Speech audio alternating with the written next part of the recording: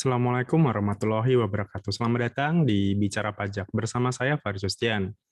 Di video kita kali ini kita akan melanjutkan pembahasan terkait sengketa atau upaya hukum terkait keberatan wajib pajak ya gitu. Kalau di dua video saya sebelumnya itu sudah kita bahas terkait tentang apa itu keberatan, kemudian ruang lingkupnya apa saja yang bisa diajukan keberatan.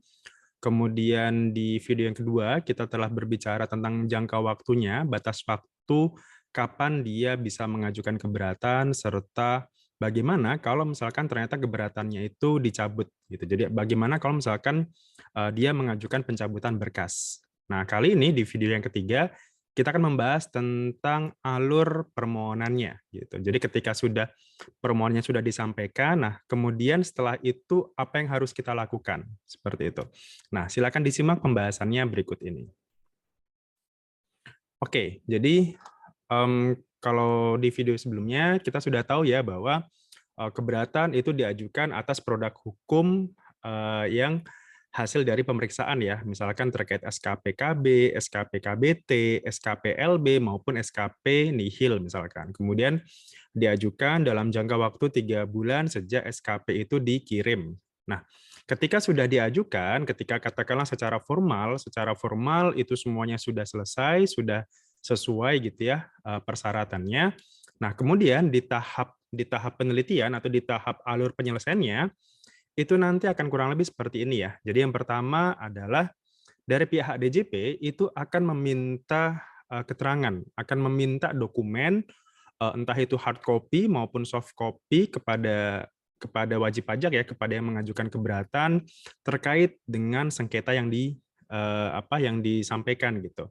Jadi misalkan katakanlah kalau video sebelumnya katakanlah SKPKB itu terbit nilainya 800 juta. Kemudian wajib pajak hanya meminta itu turun menjadi 500 gitu ya. Nah, kira-kira atas dokumen itu, jadi DJP harus apa ya? Kan nanti penyelesaiannya itu ada di Kanwil ya, ada di Kanwil masing-masing. Itu nanti yang menyelesaikannya itu nanti ada petugas yang namanya penelaah keberatan. Jadi si penelaah keberatan itulah yang nanti akan meneliti, akan meminta atau meminjam dokumen-dokumen baik itu soft copy maupun hard copy terkait permohonan itu. Gitu. Jadi Anda harus menyiapkan itu semua ya. Katakanlah misalkan terkait dengan PPN misalkan. Ya paling tidak berarti Anda harus menyiapkan faktur pajaknya, invoice-nya, kontrak, kemudian arus kasnya misalkan gitu. Intinya yang terkait dengan akun-akun penjualan, akun-akun pembelian gitu maupun hal-hal terkait dengan PPN itu misalkan kalau yang diajukan adalah PPN.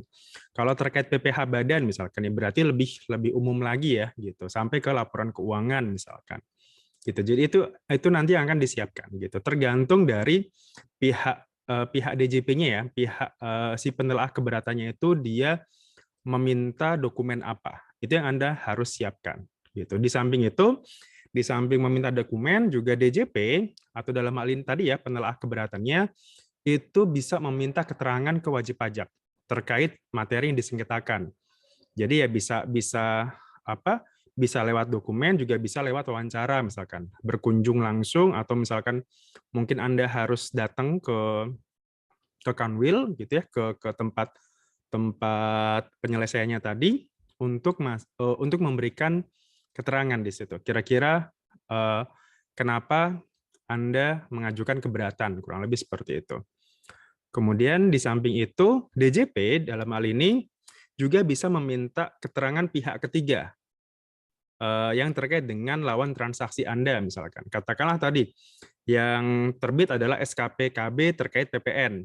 Nah, berarti kan DJP itu juga itu bisa meminta keterangan pihak rekanan Anda misalkan yang menerbitkan faktur, yang menerima faktur gitu. Apakah ketika Anda sudah menerbitkan faktur ini itu sudah mereka kreditkan atau misalkan katakanlah Anda sudah menerbitkan faktur, kemudian apakah Anda sudah setor dan sebagainya gitu. Jadi termasuk juga misalkan bukti potong ya, bukti potong kalau misalkan Anda baik itu menerima maupun membuat bukti potongnya gitu. Jadi um, apa kurang lebih itu untuk yang yang terkait dengan pihak ketiga tadi. Kemudian di samping itu, di samping tadi ya, meminta dokumen, meminta keterangan, meminta keterangan pihak ketiga gitu, eh, DJP juga berhak atau bisa meminta untuk berkunjung ke tempat usahanya atau ke tempat wajib pajaknya gitu. Bisa aja apa istilahnya kunjungan kerja ya, kunjungan kerja untuk melihat katakanlah stok opnamnya, untuk melihat katakanlah inventorinya dan sebagainya. Jadi bisa bisa bisa istilahnya kunjungan kerja ke tempat wajib pajak tersebut gitu ya untuk melihat secara langsung kunjungan lapangan kira-kira memang benar nggak ini barang ini memang ada di gudang tersebut gitu misalkan.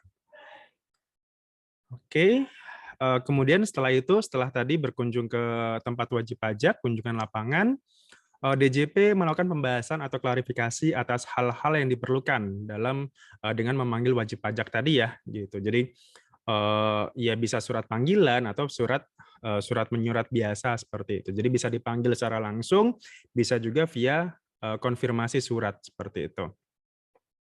Nah, kemudian untuk surat panggilan ini ada jangka waktunya. Kalau sesuai dengan PMK ya, sesuai dengan PMK nomor 9 tahun 2013 yang kemarin sudah diupdate ya, sudah diupdate di PMK 202 di tahun 202 tahun 2015 itu surat panggilannya itu dikirim paling lama 10 hari kerja sebelum tanggal pembahasan klarifikasi atas sengketa perpajakan. Jadi katakanlah pembahasannya hari ini gitu ya, maka surat itu harus sudah dikirim paling lambat 10 hari sebelumnya gitu. Jadi itu sudah harus dikirim. Bisa lewat pos, bisa juga diantarkan langsung ya surat panggilan itu.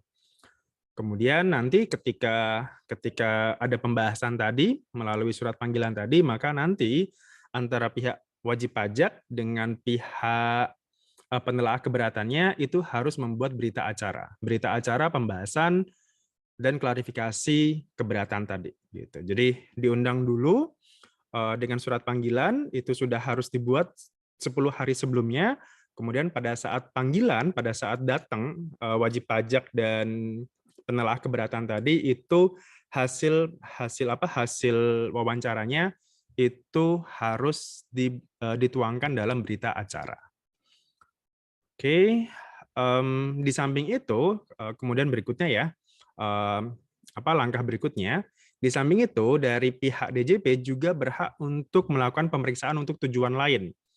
Contohnya apa tujuan lain? Misalkan terkait pemeriksaan terhadap NPWP, mungkin terhadap pencatatannya dan sebagainya gitu. Jadi berhak untuk melakukan pemeriksaan untuk tujuan lain dalam rangka keberatan tadi gitu. Untuk mendapatkan informasi yang lebih detail ya, yang lebih objektif lagi gitu.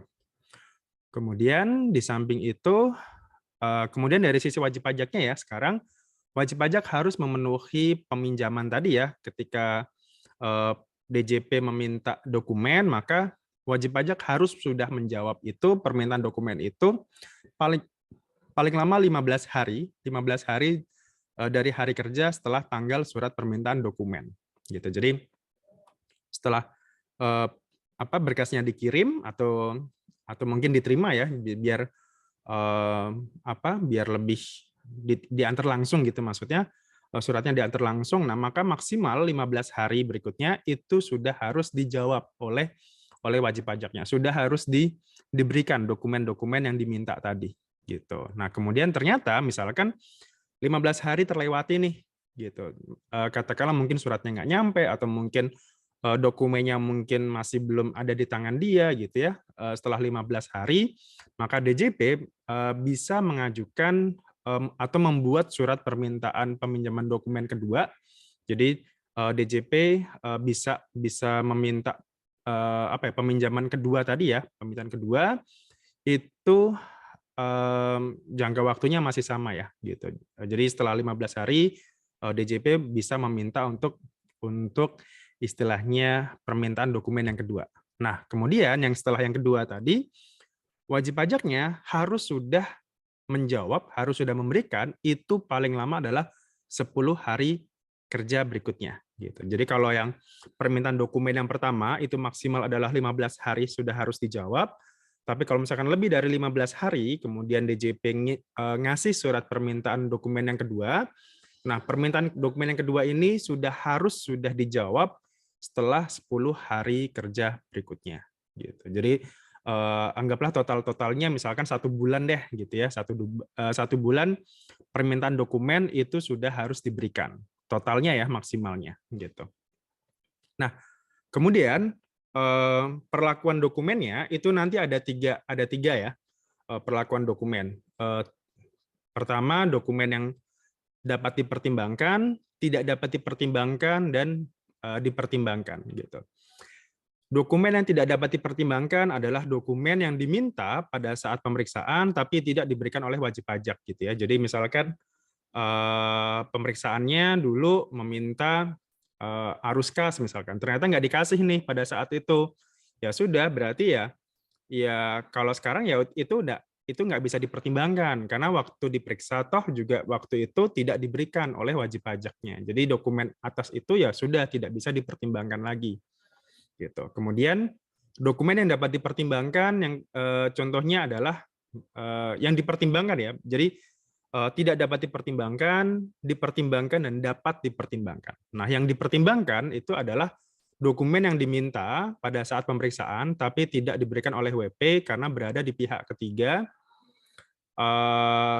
dan belum diperoleh wajib pajak pada saat pemeriksaan gitu. Jadi kan bisa aja waktu itu pemeriksaannya meminta dokumen kayak tadi ya, faktur pajak rekanan gitu ya, atau invoice-nya gitu, atau bukti potongnya gitu, yang berada di pihak ketiga.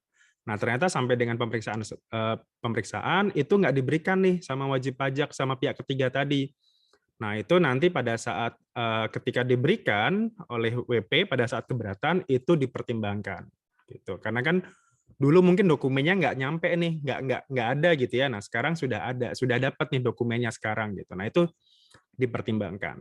Berikutnya adalah SKP pada pajak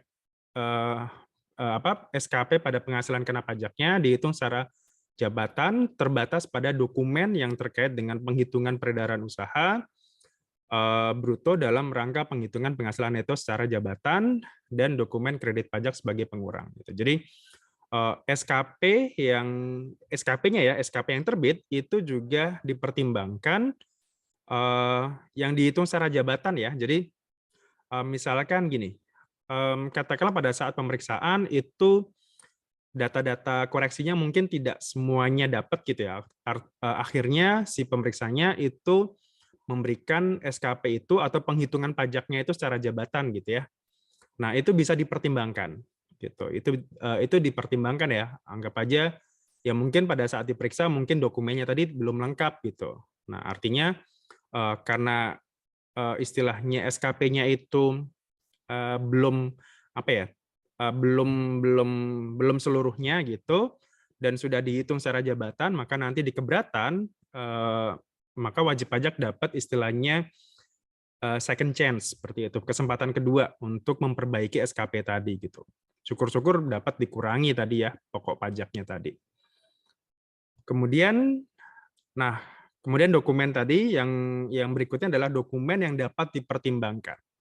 Dokumen yang dapat dipertimbangkan itu adalah dokumen yang tidak diminta pada saat pemeriksaan dan keberatan, tapi diberikan oleh wajib pajak gitu. Jadi ya ini sebagai tambahan dokumen saja, tambahan dokumen yang bisa dipertimbangkan, bisa juga tidak gitu. Kemudian yang kedua adalah yang tidak diminta pada saat pemeriksaan, tapi diperlukan dan diminta oleh wajib pajak serta diberikan oleh WP.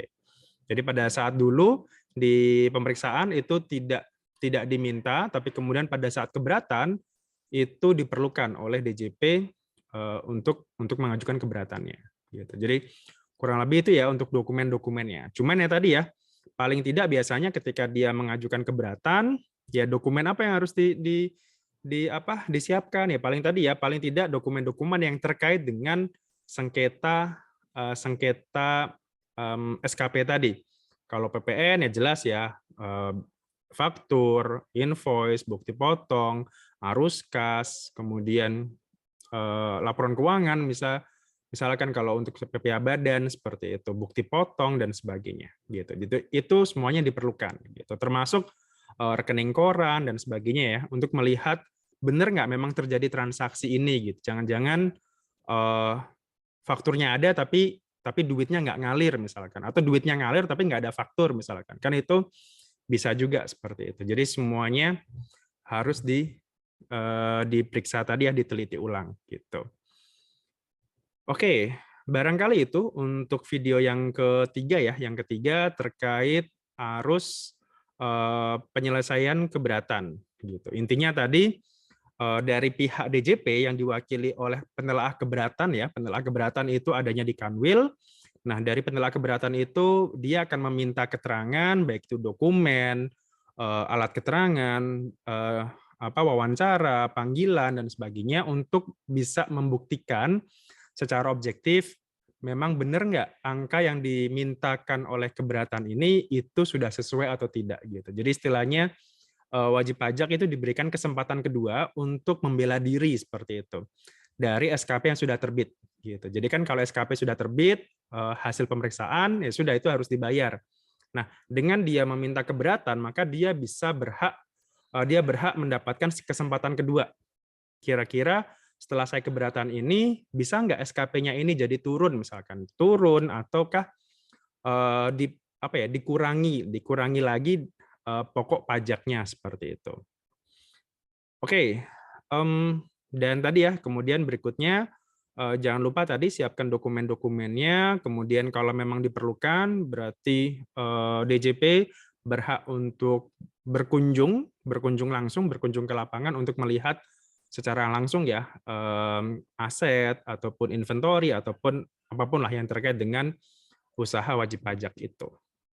Dan tadi jangan lupa untuk permintaan dokumennya tadi maksimal adalah 15 hari itu sudah harus dipenuhi, kalau tidak biasanya dikirimkan permintaan kedua dan itu maksimal 10 hari. Jadi total kalau dirangkum ya kurang lebih sekitar maksimal 1 bulan lah gitu. Jadi 15 hari tambah 10 hari ya dari sejak permintaan yang kedua tadi. Oke, barangkali itu terkait keberatan untuk video yang ketiga ini. Nanti kita akan lanjut lagi di video yang ketiga terkait nanti adalah keputusan keberatannya gitu. Jadi nanti di keputusan keberatan alurnya seperti apa dan bagaimana apa saja macam-macam dari surat keputusan itu. Apakah misalkan diterima, ditolak, atau ternyata tidak. Nah, itu konsekuensi nanti sanksinya seperti apa. Karena nanti juga akan ada sanksinya ya. Jadi siap-siap nih kalau misalkan ternyata keberatannya ditolak, itu ada sanksinya. Kalau keberatannya diterima, itu gimana nanti efeknya bagi wajib pajak, dan kalau misalkan ternyata diterima, tapi sebagian, jadi tidak seluruhnya, itu seperti apa konsekuensi pajaknya. Gitu. Itu akan kita bahas lagi di video berikutnya. Dari saya, terima kasih atas waktunya. Jangan lupa untuk share, like, dan juga silakan untuk donasi di Saweria, di link yang ada di bawah. Sampai jumpa lagi di video saya berikutnya. Assalamualaikum warahmatullahi wabarakatuh. Salam.